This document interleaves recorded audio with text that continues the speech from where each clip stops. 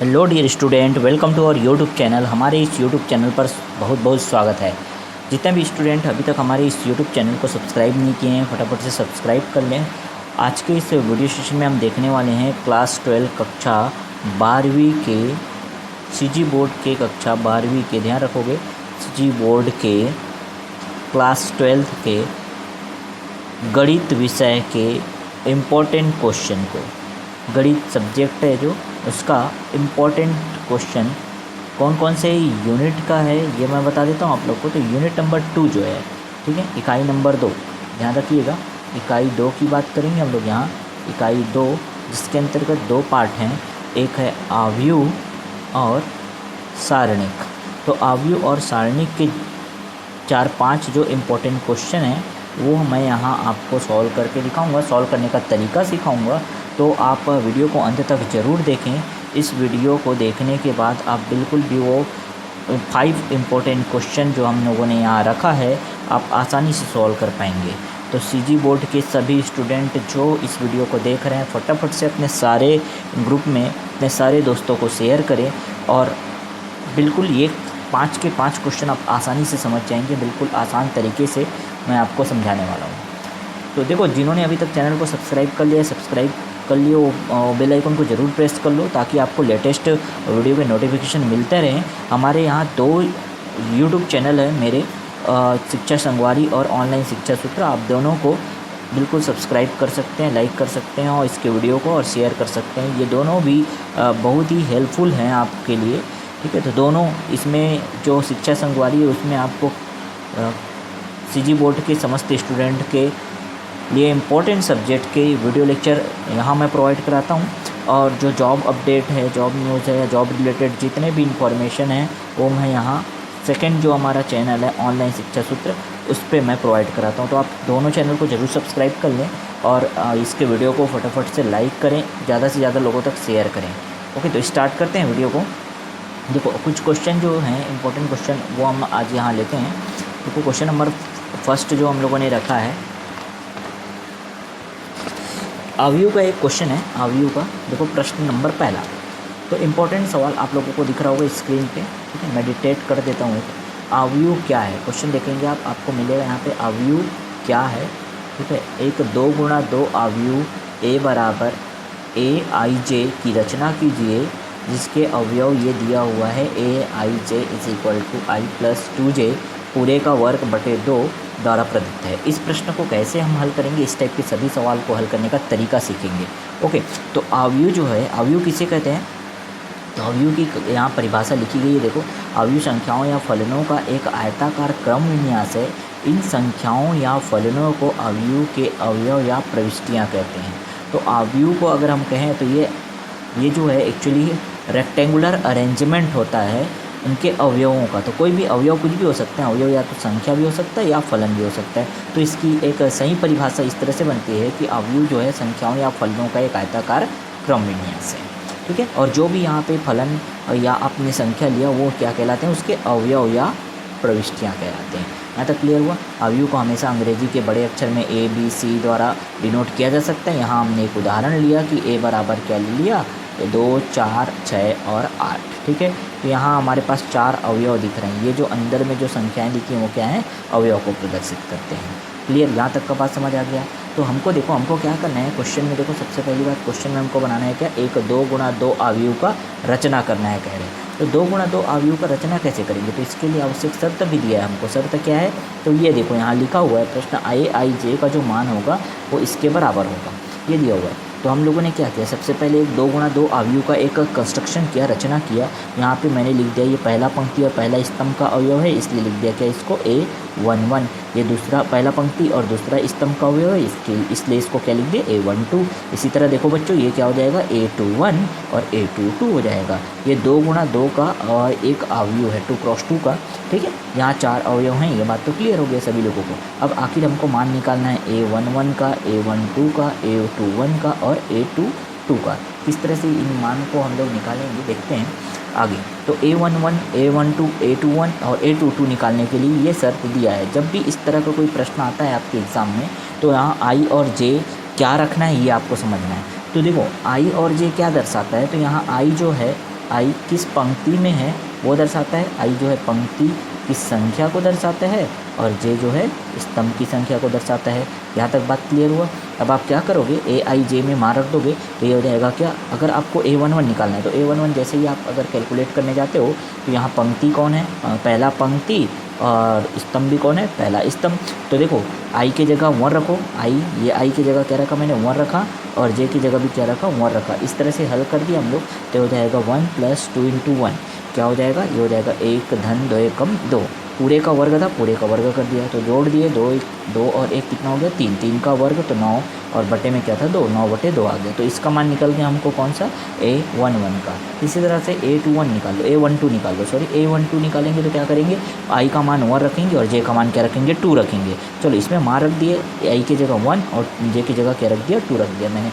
जैसे ही मान रखा तो ये हो जाएगा 1 धन 2 दूनी 4 हो जाएगा, 4 और 1 कितना होता है 5, तो 5/2 हो जाएगा। 5/2 में देखो 5/2 का 5/2 में देखो 5 का वर्ग किया है, 5 का वर्ग हमको चाहिए, तो 5 का वर्ग हम लोगों ने लिख दिया कितना 25, और ये हो जाएगा 25/2।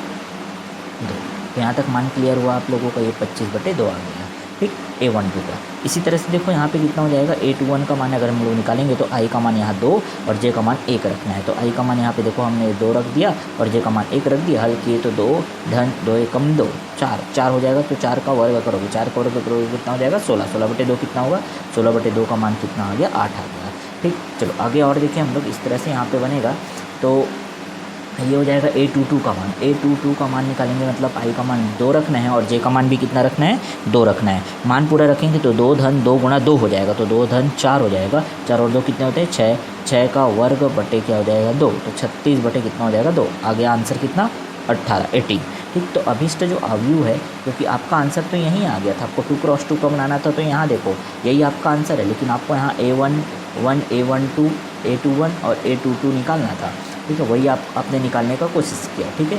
तो यहाँ पे आपने निकाला तो यहाँ पे सब मान रख दिया, A11 भी मिल गया, A12 मिल गया, इस तरह से आपने इसको अरेंज करके अच्छे से लिख दिया, और यही जो है वो आपका मेन आंसर होगा। तो इस तरह का सवाल जब भी आए एग्ज़ाम में आता है, देखो बच्चों ये बहुत ही फेमस क्वेश्चन है, ये बोर्ड एग्ज़ाम में आपका बहुत बार पूछा जाता है, तो इम्पोर्टेंट क्वेश्चन है।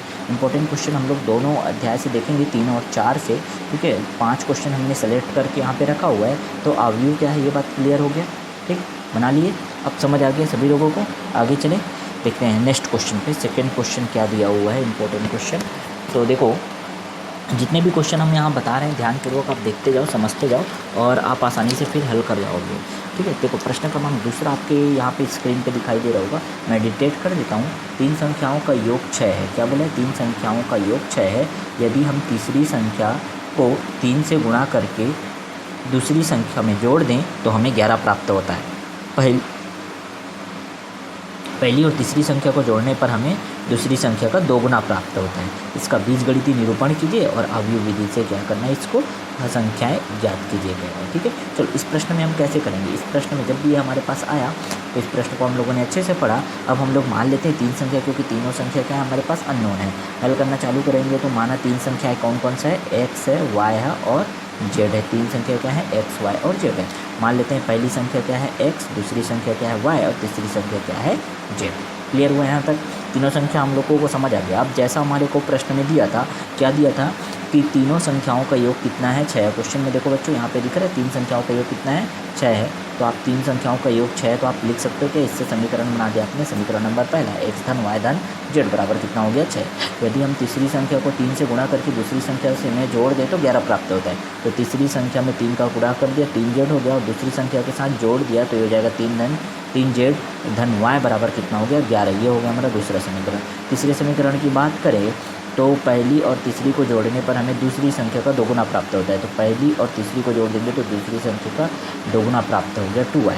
इस प्रकार हमको समीकरण नंबर 3 मिल गया। अब समीकरण 1 और 2 और 3 को हम लोगों ने क्या कर दिया, अवयव के रूप में लिख दिया, ठीक है। तो अवयव के रूप में लिखा, देखो अवयव लगा दिया यहाँ पे, अवयव के रूप में लिख दिया। तीनों समीकरण को कुछ इस तरह से अरेंज करके अच्छे से, ठीक, तो अरेंज करके अच्छे से लिख दिया हमने, तो ये बन जाएगा हमारे पास पूरा मान ऐसा कुछ आ गया।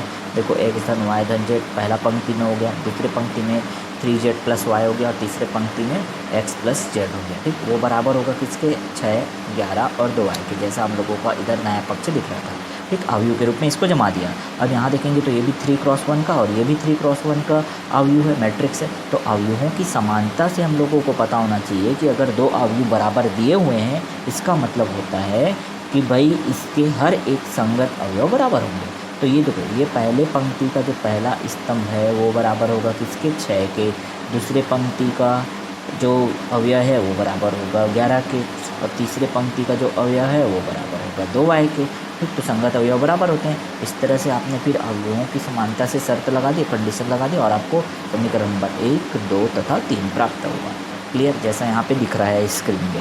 आगे देखें तो समीकरण 3 का मान आपको कहाँ रखना है, अब आपको हल करना है इसको, कुल मिला के आपको हल करना है, एक्स वाई जेड का मान निकालना है। तो समीकरण देखो आसानी से, समीकरण 3 में हमारे पास क्या था, एक्स प्लस वाई का मान, एक्स प्लस जेड का मान, सॉरी एक्स प्लस जेड का मान है। क्यों ना इसका मान मैं कहाँ रख दूँ, यहाँ रख दूँ, एक्स प्लस जेड का मान समीकरण 1 में रख दूँ। समीकरण 1 में रख दूँगा तो एक्स और जेड को हटा के मैंने क्या लिख दिया, 2y लिख दिया। तो लिखा मैंने क्या, 2y धन वाई, 2y धन वाई बराबर कितना आ गया, 6 आ गया।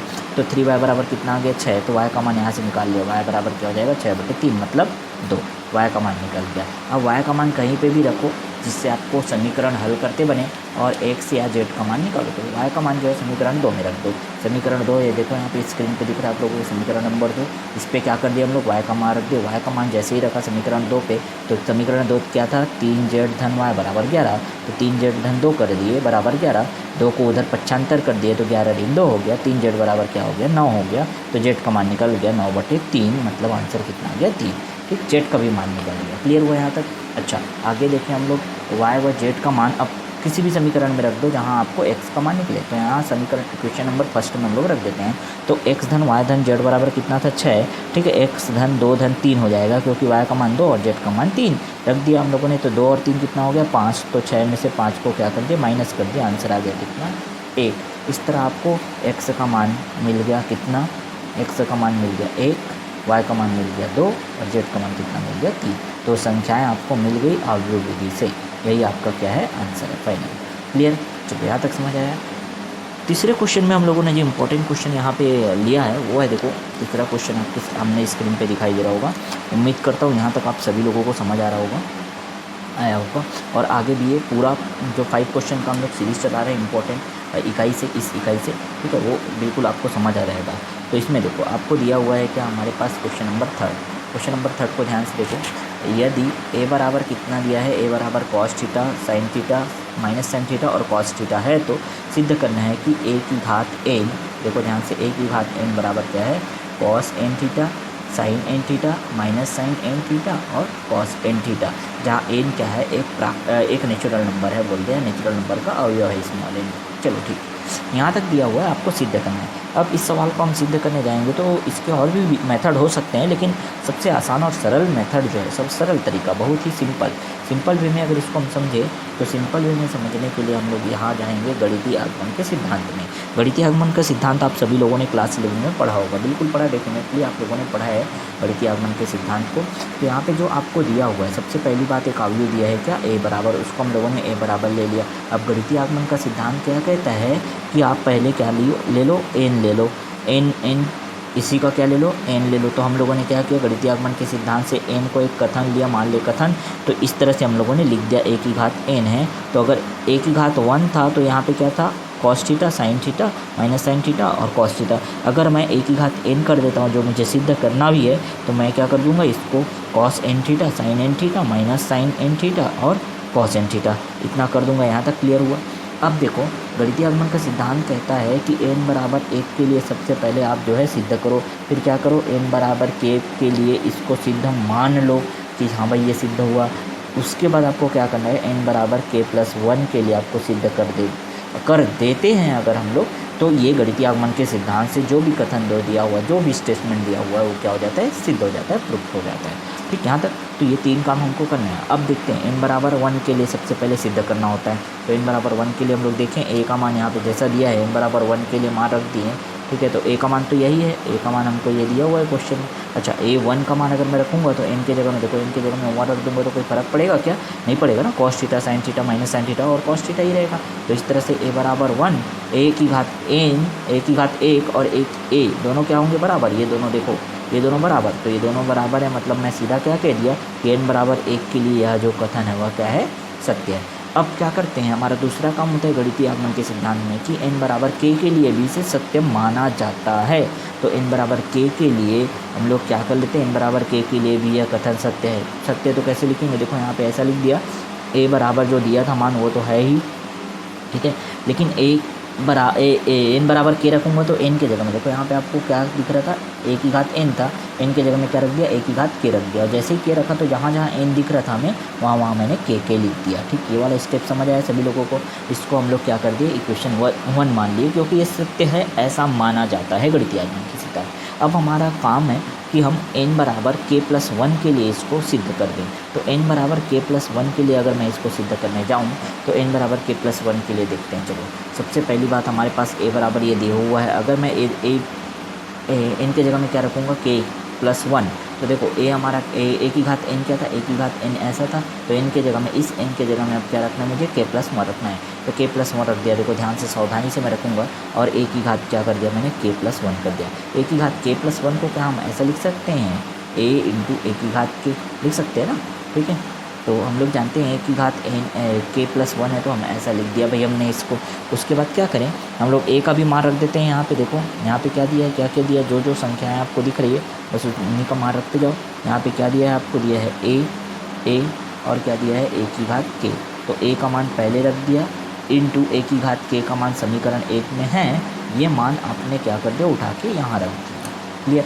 जैसे ही समीकरण 1 से आपने मान रखा, उसके बाद आपके पास ये 2 अवयव आ गए जिनका गुणा करना है।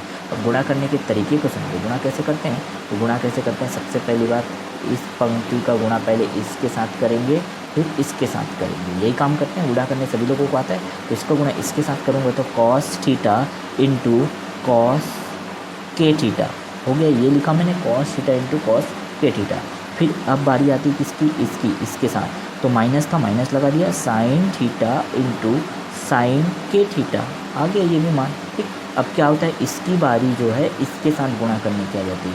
अब इसके साथ गुणा करूँगा तो साइन और कॉस का, देखो कॉस और साइन का होगा, तो कॉस थीटा इंटू साइन के थीटा लिख दिया, कॉस थीटा इंटू साइन के थीटा। अब इसकी बारी आती है तो साइन थीटा इंटू कॉस के थीटा, हाँ लिख दिया भाई। ठीक, बीच में क्या था, प्लस, क्योंकि यहाँ पे माइनस नहीं, यहाँ माइनस था तो माइनस लगाया, यहाँ प्लस तो प्लस। ठीक, अब क्या करेंगे, जो काम अभी ऊपर वाले के लिए पहले पंक्ति के लिए किया वही काम इसके लिए करेंगे। इसके लिए करेंगे तो क्या हो जाएगा, इसका गुणा इसके साथ करो, इसका गुणा इसके साथ, तो क्या हो जाएगा, minus sine theta into cos के थीटा, हाँ भाई लिख दिया हम लोगों ने। उसके बाद बारी आ गया इसका, अब इसका इसके साथ, तो माइनस था, माइनस है ना, तो कॉस थीटा इंटू साइन के थीटा, माइनस को बाहर लिख दिया। अब इसकी बारी आ गई इसके साथ कर ली, तो इसके साथ ऐसे करेंगे तो minus sine theta into sine के थीटा, हाँ वही हो गया। फिर कॉस थीटा इंटू कॉस के थीटा प्लस करके ये भी लिख दिया। समझ आया सभी लोगों को, गुणा करने आना चाहिए भाई। गुणा एक बेसिक यहाँ पे कंडीशन है अवयव का, जहाँ आपको गुणा करने आपको आना ही चाहिए। ठीक, तो गुणा करने का तरीका भी मैंने सिखा दिया। पहले पंक्ति का गुणा पहले स्तंभ फिर दूसरे स्तंभ से करो, फिर दूसरे पंक्ति का गुणा पहले स्तंभ और दूसरे स्तंभ के साथ करो। यहाँ तक क्लियर हो गया, इतना बात समझ आया सभी लोगों को। चलो आगे देखें। अब ये ऐसा हो गया, यहाँ पे सूत्र लग जाएगा। देखो आपने पढ़ा होगा cos x cos a into cos B, cos a into cos B minus sine a into sine B, क्या होता है cos a प्लस बी। हो गया, ये आ गई हमारे पास। वैसे यहाँ देखो, ध्यान से देखो, यहाँ पे ऐसे लिख सकते हैं, इसको पहले लिख दिया, ऐसे इसको पहले पढ़ रहा हूँ। देखो sine a cos b plus cos a sine b, क्या होता है साइन a प्लस b होता है। हो गया भाई, समझ आ रहा है सभी लोगों को। सूत्र है बस, कुछ नहीं, त्रिकोणमिति का सूत्र है। यहाँ पे देखिए तो माइनस माइनस दोनों में दिख रहा था ना, एक काम करता हूँ माइनस को मैं बाहर लिख देता हूँ, माइनस को बाहर लिख देता हूँ, प्लस कंसिडर करना माइनस बाहर। तो क्या हो गया, sine a cos b plus cos a sine b। समझ आ रहा है, ये भी सूत्र बन गया साइन a प्लस b, लेकिन माइनस को कि बाहर निकाला था इसलिए माइनस रहेगा भी। ठीक, इसी प्रकार यहाँ देखिए, यहाँ तो क्या हो जाएगा cos a cos b minus sine a sine b, तो कॉस a प्लस बी। अरे वो तो क्या बहुत सिंपल था हमारे लिए। ठीक, अब देखो ध्यान से देखो बच्चों, यहाँ पे भी थीटा, यहाँ पे भी थीटा, क्या थीटा को मैं इस तरह से उभयनिष्ठ निकाल सकता हूँ, तो यहाँ पे हो जाएगा 1 प्लस के। 1+k को मैंने क्या लिख दिया, k+1, क्योंकि मुझे k+1 के लिए ये सिद्ध करना था, इसलिए k+1 लिख दिया। यहाँ पे भी k+1, यहाँ पे भी k+1, यहाँ पे भी k+1। तो देखो अगर मैंने n के लिए लिखा था, यहाँ पे देखो वापस चलते हैं, यहाँ n के लिए अगर मैं लिखा था तो n लिखा था, एक ही घात n के लिए n आया था। वैसे ही अगर मैंने यहाँ पे k+1 के लिए कोशिश किया सिद्ध करने का, तो देखो k+1 था, इसलिए यहाँ पे k+1 k+1 k+1 k+1 है। यहाँ तक क्लियर हो गया। अतः हम कह सकते हैं कि n बराबर k+1 के लिए यह कथन जो है क्या है, सत्य है। अतः गणितीय आगमन से ये जो सिद्धांत है, जो हम लोग यहाँ पे ये कथन है जिसको सिद्ध करना चाहते थे, तो गणितीय आगमन के सिद्धांत से ये जो कथन एक ही घात n बराबर cos n theta sin n theta है ना, और ये हो जाएगा minus sin n theta cos n theta, ये क्या होता है, प्रूव्ड होता है, सिद्ध होता है। तो उम्मीद करता हूँ ये जो है थोड़ा टफ क्वेश्चन था, ठीक है, और ये विविध प्रश्नावली में दिया है सर, विविध प्रश्नावली में दिया हुआ है इस क्वेश्चन को, विविध प्रश्नावली में आपको मिल जाएगा। विविध प्रश्नावली या एग्जाम्पल का क्वेश्चन है, जो भी होगा खैर कोई दिक्कत नहीं है, अगर आप NCERT या SCERT बुक फॉलो करते हो तो उसमें मिल जाएगा। लेकिन यहाँ मैंने बहुत अच्छे से सिस्टमेटिक आपको समझा दिया।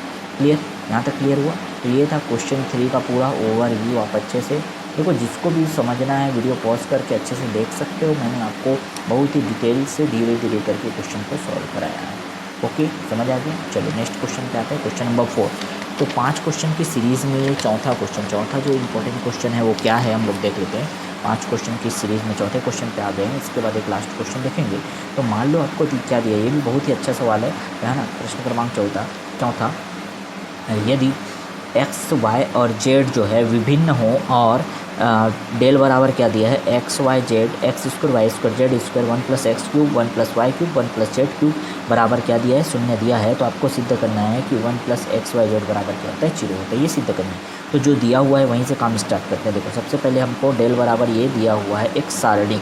देखो सारणिक का संकेत सभी लोगों को पता है, अगर ऐसा लिख दिया ठीक है तो ये सारणिक होता है, सारणिक का संकेत है ये और तो ये सारणिक का क्वेश्चन है, सारणिक का। तो मैंने कहा था ना आपको, कुछ क्वेश्चन अवयव के मिलेंगे, कुछ क्वेश्चन सारणिक के मिलेंगे, तो ये सारणिक का क्वेश्चन है, ठीक है।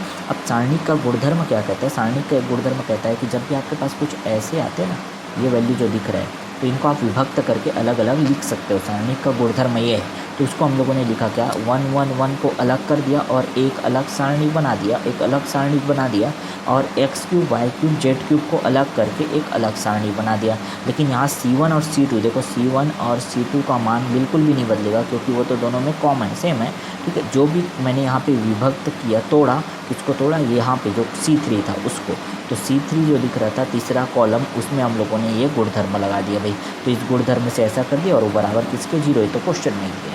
यहाँ तक क्लियर हुआ। अब क्या करते हैं, ये दोनों लगने को तो सेम जैसे लग सकते हैं, लेकिन हमने क्या किया, देखा सबसे पहली बात यहाँ देखो ध्यान से, x इस वाले इस पंक्ति में x दिख रहा है, इस वाले पंक्ति में y दिख रहा है, और इस वाले पंक्ति में z दिख रहा है। इन तीनों का कॉमन ले लिया मैंने, तो x y z को कॉमन ले लिया। x y z जैसे ही कॉमन आ गया, हमारे पास क्या बचा, यहाँ से x निकल गया तो 1 बचेगा, यहाँ से y निकल गया तो 1 बचेगा, यहाँ से z निकल गया तो 1 बचेगा, तो 1 1 1 आ जाएगा। यहाँ से x स्क्वायर में से x निकल गया, y स्क्वायर में से 1 तो y निकल गया, और z स्क्वायर में से 1 तो z निकल गया, ठीक। तो इस प्रकार x y z जो है पूरा निकल गया। अब क्या क्या बचा, तो उसके अकॉर्डिंग यहाँ पे हमारे पास ये जो है सारणिक का मान कुछ इस तरह से आ गया। यहाँ तक क्लियर हुआ। अच्छा, और यहाँ जो हम लोगों ने क्या दिया, अब जी देखो ये ऐसा आ गया, तो यहाँ पे भी देखो 1 1 1 पहले मैं ले जा सकता हूँ 1 1 को, तो सारणिक का गुणधर्म लगाया कि इस 1 1 को जो तीसरा हमारे पास स्तंभ था उसको दूसरे जगह में ले जाते हैं और दूसरे को तीसरे में कर देते हैं, ठीक है। इसको यहाँ ले जाते हैं और यहाँ वाला जो था उसको इधर ले आते हैं। तो ये सारणिक के गुणधर्म से ऐसा जब हम बदलते हैं, किसी भी पंक्ति या किसी भी स्तंभ को आपस में हम लोग बदलते हैं, तो क्या हो जाता है, सारणिक का मान जो रहता है उसमें चिन्ह बदल जाता है। तो ऋण आ गया। यहाँ तक ऋण क्यों लिया, समझ आया सभी लोगों को, ठीक। तो ये गुणधर्म है भाई। अब देखो ये 1 1 1 जो यहाँ दिखाई दे रहा था वो कहाँ चले गया, दूसरे स्तंभ में आ गया। यहाँ तक क्लियर हुआ, ये भी समझ आ गया आपको, ये भी पूरा यहाँ तक समझ आ गया। अब देखते हैं फिर क्या करते हैं, यहाँ पे 1 1 1 पहले था, एक काम करता हूँ इस 1 1 को भी पहले ले जाता हूँ। फिर एक बार मैंने क्या कर दिया, सारणिक का यहाँ पे एक्सचेंज किया, परिवर्तन किया। कैसे किया कि दूसरा जो कॉलम था उसको पहले वाले कॉलम पे ले गया और पहले वाले कॉलम से दूसरे वाले कॉलम पे लिख दिया, ठीक है। तो C1 और C2 में हम लोगों ने क्या लगा दिया, यहाँ पे एक्सचेंज लगा दिया। ये हो गया C1 C2 आपस में बदल गए। तो C1 C2 आपस में बदल गए, तो अब सारणिक का जो नया स्वरूप देखने को मिला कुछ ऐसा हुआ। एक और बात, जब फिर से यहाँ पे बदलाव हुआ किसी पंक्ति या किसी स्तंभ को बदलते हैं तो सारणी का चिन्ह बदल जाता है। तो अब क्या था, पहले इससे पहले तो ये तो धन था तो ऋण हो गया, फिर बदल दिए तो फिर ऋण था वो क्या हो जाएगा, वापस धन हो जाएगा। ये बात क्लियर हुआ, धन क्यों हुआ। चलो ठीक भाई, आगे देखें तो एक्स धन वाई, एक्स वाई जेड था, धन के साथ एक्स वाई जेड था, ये भी वैसे ही आ रहा है। अब देखो दोनों को, इन दोनों में आप इसको और इसको ध्यान से देखोगे तो ये दोनों क्या है, सेम है। एक काम करते हैं, इन दोनों को उभयनिष्ठ ले लेते हैं। तो इन दोनों को उभयनिष्ठ ले लिया यहाँ पे मैंने, और उभयनिष्ठ लिया तो यहाँ से निकल गया, तो यहाँ पे क्या आया, 1 आ गया, और यहाँ से ये पूरा निकल गया तो एक्स वाई जेड आ गया। ठीक, यहाँ तक समझ आया। ये दोनों क्या है, बराबर है 0 के। यहाँ तक क्लियर हुआ ना। ठीक, अब देखो ध्यान से, ये हो जाएगा R2 का जो मान है किस तरह से होगा, R2 और R3 दोनों को देखो। तो हम लोगों ने यहाँ पे कुछ संक्रिया लगाया, क्योंकि अब आगे हमारा प्रसार करना है, और प्रसार करने के लिए मुझे ज़्यादा से ज़्यादा अगर किसी पंक्ति या किसी स्तंभ में 0 कर लेता हूँ तो मेरा काम आसान हो जाता है। तो हमने क्या कोशिश किया, इस R2 में, ये R2 है और ये R3 है, तो इस R2 में मैं क्या कर देता हूँ, इस R2 में इस R1 को घटा देता हूँ। ये है R1, तो R2 में R1 को घटा दिए तो ये 1 - 1 हो जाएगा 0। ठीक, y - x क्या हो जाएगा, ये हो जाएगा y - x, और ये हो जाएगा y² - x², ये हो जाएगा y² - x²। ठीक, वैसे क्या किए, R3 में भी संक्रिया लगाया और R3 - R1 कर दिया, तो ये 1 - 1 क्या हो जाएगा 0। फिर z में से x को घटा दिया तो z - x, z² - x², ये आ गया। यहाँ तक क्लियर हुआ सभी लोगों को। और जैसा ये बाकी के टर्म जो दिख रहे थे, बाकी के पद को वैसे ही रखा। अब यहाँ से आप कुछ और उभयनिष्ठ ले सकते हो क्या, ध्यान से देखो बच्चों, यहाँ पे आप उभयनिष्ठ ले सकते हो। यहाँ पे y - x है, यहाँ पे भी y - x है, क्यों, क्योंकि y² - x² को हम ऐसा लिख सकते हैं क्या, y - x और y + x ऐसा लिख सकते हैं, इसलिए यहाँ पे y - x यहाँ पे भी है। ठीक, यहाँ पे z - x है, y भी और z + x भी है। तो हमने क्या किया, इस दूसरा वाला जो हमारे पास पंक्ति था उसमें से y - x को उभयनिष्ठ ले लिया, और तीसरे वाले पंक्ति से जो यहाँ से z - x को उभयनिष्ठ ले लिया, तो यहाँ पे ये और ये उभयनिष्ठ आ गया। अब हमारे पास कुछ ऐसा बचा, यहाँ 1 1 आ गया क्योंकि उभयनिष्ठ लिया तो, और यहाँ पे y + x बचा, यहाँ पे z + x बचा। ठीक, नीचे समझ आया यहाँ तक। और ये जो पूरा जो कंडीशन दिया था, ये बराबर किसके, 0 के, 0 ले लेंगे, इसको बराबर 0 ले लेंगे, और बराबर सभी किसके, 0 के। तो यहाँ तक क्लियर हुआ सभी लोगों को क्या क्या काम किया।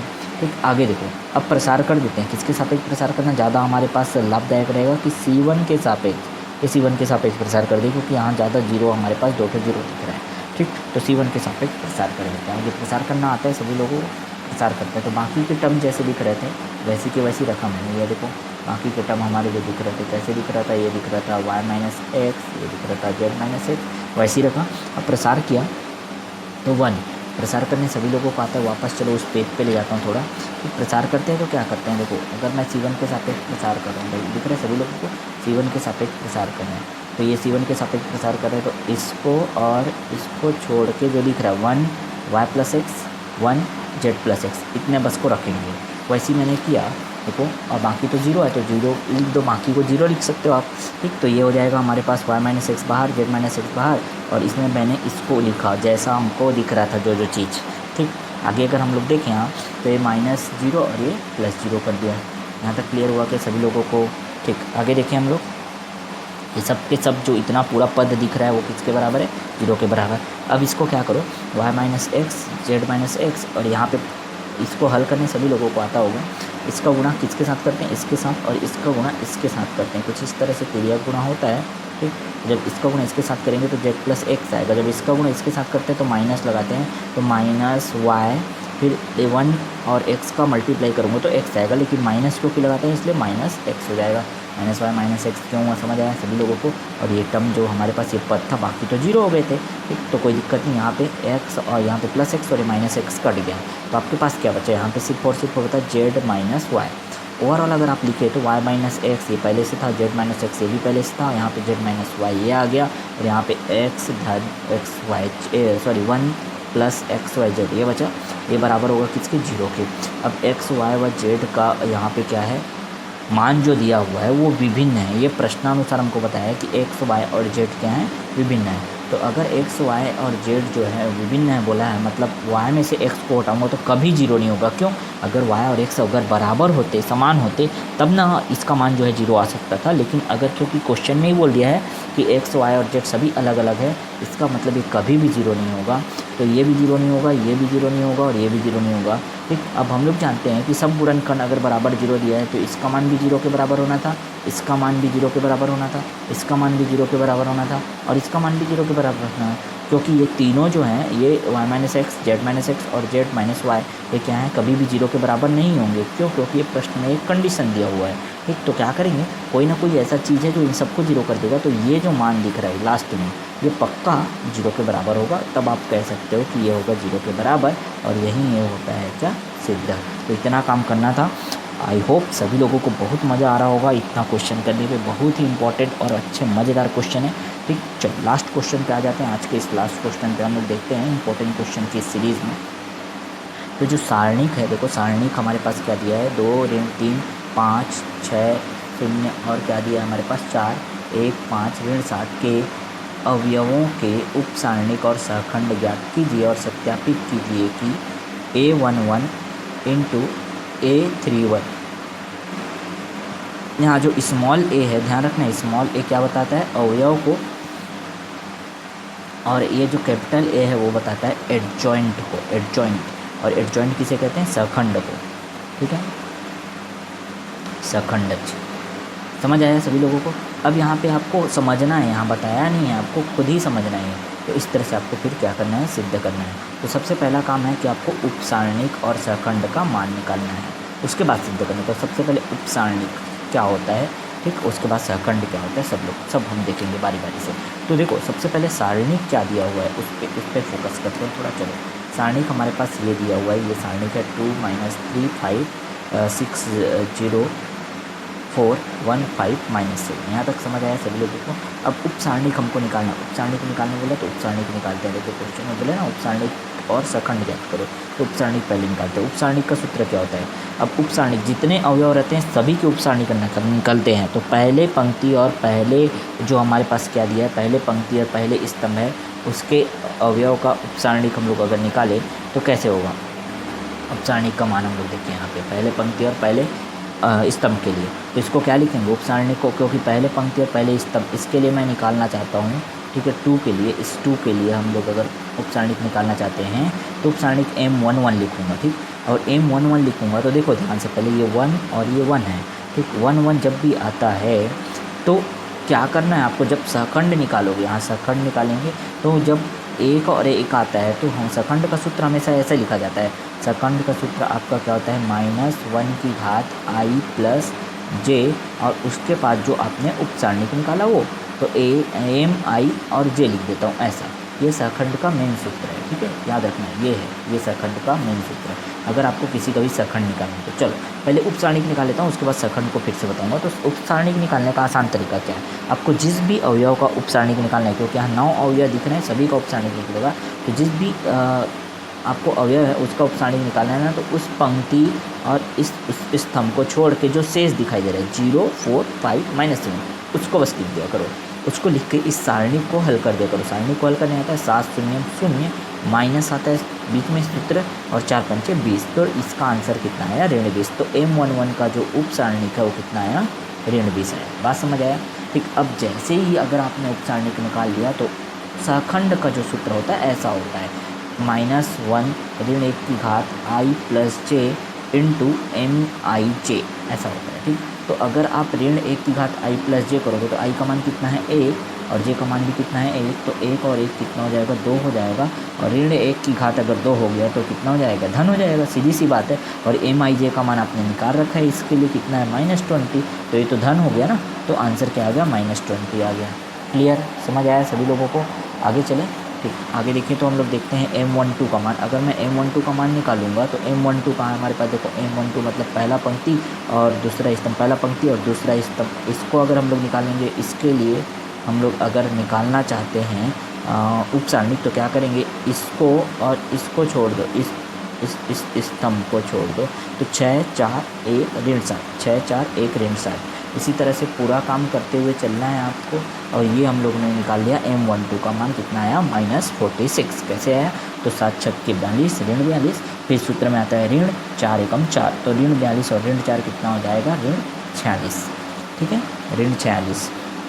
आधा क्लियर हुआ। अब अगर हम इसी के सापेक्ष अगर सखंड निकालें तो 1 2, फिर से सूत्र में क्या हो जाएगा, ऋण 1 की घात 1 धन 2, 1 धन 2 मतलब 3, विषम संख्या, तो ऋण का मान क्या होगा, यहाँ पे ऋण 1 का घात ऋण ही आएगा। ऋण 1 का अगर घात 3 है तो ऋण आएगा, ये मान पूरा कितना आ गया, ऋण 1 आ गया। और ऋण का गुणा ऋण के साथ करोगे क्योंकि ऋण 40 आया था, तो ऋण और ऋण कितना हो जाएगा, धन आ जाएगा। इस तरह से आपको सभी उपसारणिक और सभी सखंड निकालने हैं। तो देखो आपके स्क्रीन पे यहाँ पे दिखाई दे रहा होगा, बहुत सावधानी से आपको ये काम करना है, ठीक है। तो M13 मैंने निकाल के दिखाया। M13 मतलब पहला पंक्ति और तीसरा स्तंभ को छोड़कर 6015 ले लो, तो ये हो जाएगा 6015। आप इसको हल करोगे तो 30 आएगा। फिर 1 और 3 को अगर जोड़ेंगे तो कितना हो जाएगा, 4। तो ऋण 1 का जो मान है अगर घात 4 हो गया तो ये हो जाएगा धन, और जो 30 आया था 30 को डाल दो तो ये आ जाएगा आपके पास 30। वैसे M21 का भी मान निकाल सकते हो। M21 का ऋण 3 5 5 ऋण 7 है, ठीक है। M121 लिखने 21 मतलब इसको, तो ये दूसरा पंक्ति और पहला स्तंभ छोड़ के ऋण 3 5 5 और ऋण 7 इसको ले लो, ऋण 3 5 5 और ऋण 7 इसको हल करोगे तो 7 या 21 धन 21 हो गया, 5 5 25 ऋण 25 आ गया, ऋण 4 आ गया। अब 2 और 1 को जोड़ेंगे तो कितना आ जाता है, 3। तो ऋण 1 का घात कितना हो गया, 3, मतलब यहाँ पे ऋण आएगा, और ऋण पहले से ऋण 4 था तो ऋण और ऋण क्या हो जाएगा, धन हो जाएगा, धन 4 आएगा। इसी तरह से आप सभी मान को निकालोगे, जितने आपके पास कितने 9 उपसारणिक और 9 सहखंड जो है आप आसानी से निकाल लोगे। यहाँ क्लियर हुआ। देखो पूरा स्क्रीन पे आप लोगों को दिखाई दे रहा होगा, यहाँ पे 9 पूरा निकालना है। M22 भी निकालना है, M23 निकालना है, ठीक। आप लोगों को मैंने सिखा दिया, M22 M23 भी निकल गया, M31 भी निकल गया, M32 निकल गया, M33 भी निकल गया। तो पूरा मान समझ आया आप लोगों को, किस तरह से आपको हल करना था यहाँ पे, क्लियर हुआ। चलो आगे देखें, सब मान निकल गया, आपको आसानी से निकाल सकते हो। ये पूरा मान मैंने पूरा हल करके आपको दिखाया। अब इन्हीं के सापेक्ष आपको A22 भी निकालना है, A23 भी निकालना है, A31 निकालना है, A32 निकालना है और A33 निकालना है। तो इसका मान देखा करो, सूत्र पूरा लिखा है मैंने, हर चीज़ लिखा है, ठीक। आराम से आप इसको वीडियो पॉज करके इसको देख सकते हो, अच्छे से सर ने कैसे निकाला वो भी देख सकते हो, ठीक। वीडियो वैसे भी काफ़ी लंबा हो गया तो एक एक पद जो है यहाँ नहीं बता रहा हूँ मैं। अब देखो, अब हमको जो सिद्ध करना है उस सवाल पे वापस चलते हैं। अगर हमको जो सिद्ध करना है उस सवाल पे गए तो यहाँ पे सिद्ध करने वाला चीज़ दिख रहा है आपको, ये है, ये हमको सिद्ध करना है कि इसका मान जो है क्या होना चाहिए, बराबर होना चाहिए 0 के। अगर इसको बराबर 0 करना है तो क्या करूँगा, इसको बराबर अगर 0 करना है तो मैंने क्या किया, यहाँ पे उन सभी जो पद के बारे में पूछा था, तो A11 स्मॉल A11 मतलब होता है क्या, पहला पंक्ति और पहला स्तंभ का अवयव। तो देखो A11 पहला पंक्ति और पहला स्तंभ क्या है, 2 दिया है। फिर क्या चाहिए हमको, A12 मतलब -3, A13 बोल रहे हैं तो 5, ये तीनों को लिख दे, 2 -3 और 5। A11 कितना आ गया 2, A12 कितना आ गया -3 और A13 कितना आ गया 5 आ गया। वैसे A31 A32 और A31 देखेंगे, A31 A32 और A33। तो हम लोगों ने देखा A31 का मान कितना था, ऋण 12, A32 का मान 22 और A33 का मान 18। सब मान को लिख दिया जो मुझे यहाँ पे पूछा गया था, ठीक। सभी मान को हम लोगों ने लिख दिया, क्लियर, यहाँ तक हुआ। अब जो हमको सिद्ध करने बोला उसका लेफ्ट हैंड साइड अगर हम देखते हैं तो लेफ्ट हैंड साइड ऐसा है, इस पर मान बस रखना है हमको, ठीक है। सभी मान आपके सामने है, तो A11 का मान 2, ठीक है, ऋण 12, फिर ऋण 3 और इसका मान जो है 22, फिर A13 का मान है 5 और A33 का मान कितना है 18। सब मान रख दिए, हल किए तो हो जाएगा ऋण 24, फिर हो जाएगा 22 3 66, ऋण 66, ठीक, और ये हो जाएगा 18 5 90। अब जब आप इसको हल करने जाओगे तो क्या हो जाएगा, देखो ध्यान से, ये हो जाएगा 66 ऋण 24, ऋण 66 ऋण 24, ऋण 90 आएगा, ऋण 90 धन 90 कितना आ जाएगा, आंसर 0। और लेफ्ट हैंड साइड और राइट हैंड साइड क्या हो गया, फिर आपके पास लेफ्ट हैंड साइड को हल करते हुए राइट हैंड साइड पे आ गए, मतलब ये क्या हो गया, सिद्ध हो गया। तो ये थे हमारे पास बहुत ही इम्पोर्टेंट 5 सवाल जो हम लोगों ने कहाँ से लिया, अध्याय नंबर 3, ठीक। तो आपके पास अब क्या हो गया, आव्यूह और सारणी के इम्पॉर्टेंट क्वेश्चन का कलेक्शन हो गया। तो हर एक यूनिट से इम्पॉर्टेंट क्वेश्चन के कलेक्शन आपको मिल जाएंगे, ठीक। ये दूसरा यूनिट जो हम लोगों ने ये लिया, आव्यूह और सारणी के 5 महत्वपूर्ण सवाल, 5 इम्पॉर्टेंट क्वेश्चन। तो आपको क्या करना है, इसी तरह के इम्पॉर्टेंट क्वेश्चन आपको जो जैसा सिलेबस दिया हुआ है उसके अकॉर्डिंग हर एक पार्ट से जो इम्पोर्टेंट क्वेश्चन आपको चाहिए, ठीक है, तो उसके हिसाब से इम्पोर्टेंट क्वेश्चन आपको हर एक सब्जेक्ट के जो इम्पोर्टेंट सब्जेक्ट हैं, तो हमारे इस यूट्यूब चैनल पर आपको फिजिक्स केमिस्ट्री मैथ्स और हम इंग्लिश का भी कोशिश करेंगे, इंग्लिश ग्रामर से जो क्वेश्चन आते हैं उसके, तो आप बिल्कुल हमारे चैनल के साथ जुड़ सकते हैं। जितने भी अपने फ्रेंड अपने दोस्त हैं सबको हमारे चैनल का लिंक ज़रूर शेयर करें, इस वीडियो के बारे में बताएं और अगर वीडियो आपके लिए हेल्पफुल रहा होगा तो ज़रूर लाइक करें। ठीक, तो यहाँ हम लोगों ने इम्पोर्टेंट सवाल को किया, 5 महत्वपूर्ण, बहुत ही महत्वपूर्ण जो बोर्ड एग्ज़ाम में भी आपके पूछे जा सकते हैं, ऐसे सवाल को हम लोगों ने हल किया, समझा और इसको कैसे बनाना है उसको अच्छे से सीखा। ठीक, तो जिन्होंने अभी तक हमारे चैनल को सब्सक्राइब नहीं किया वो सब्सक्राइब कर लें, फटाफट से बेल आइकन को ज़रूर प्रेस कर लें। तो बहुत ही आराम से मैंने इनको आपको समझाया सारे क्वेश्चन को। उम्मीद करता हूँ सभी लोगों को समझ आ गया होगा। और जिनको भी इसका अगर PDF वगैरह चाहिए तो हमारे जो इस वीडियो के डिस्क्रिप्शन बॉक्स में जो लिंक है वहाँ जा कर के हमारे टेलीग्राम चैनल पे आप ज्वाइन हो सकते हो और फिर इंपॉर्टेंट क्वेश्चन के हमेशा PDF सॉल्यूशन ये सब आपको वहाँ हम प्रोवाइड करा देंगे। ठीक, ओके, तो मिलते हैं नेक्स्ट वीडियो में नए लेक्चर के साथ। और भी फिजिक्स और केमिस्ट्री के जो इम्पोर्टेंट जो क्वेश्चन है उसका आपको अगर हर एक यूनिट वाइज अगर इम्पोर्टेंट क्वेश्चन अगर आपको चाहिए तो हमारे चैनल के साथ जुड़े जरूर रहो और बेल आइकन को प्रेस करना बिल्कुल ना भूलें, ताकि आपको जैसे ही कोई नया अपडेट आए हमारे इस यूट्यूब चैनल पे आपको मिल जाए उसका वीडियो। और आपके लिए हमेशा हम 100% बेनिफिशियल काम करते हैं जो आपको बहुत ही लाभदायक हो सकते हैं। तो आपको बिल्कुल आपको हेल्प करने की हमारी ये चेष्टा रही है हमेशा से। और उम्मीद करता हूँ सभी स्टूडेंट अब ये क्वेश्चन को बिल्कुल अच्छे समझ गए होंगे। ठीक, चलो मिलते हैं नेक्स्ट वीडियो में नए अपडेट के साथ। और फिजिक्स और केमिस्ट्री के इंपॉर्टेंट क्वेश्चन भी मैं आपको बहुत ही जल्द प्रोवाइड कराऊंगा। तो बेल आइकन ज़रूर प्रेस कर देना ताकि जैसे ही मैं वीडियो अपलोड करूँ आप तक नोटिफिकेशन पहुँच जाए। क्लियर, अपने दोस्तों तक अपने सारे फ्रेंड तक शेयर अवश्य करें। ओके, मिलते हैं नेक्स्ट वीडियो में नए अपडेट के साथ।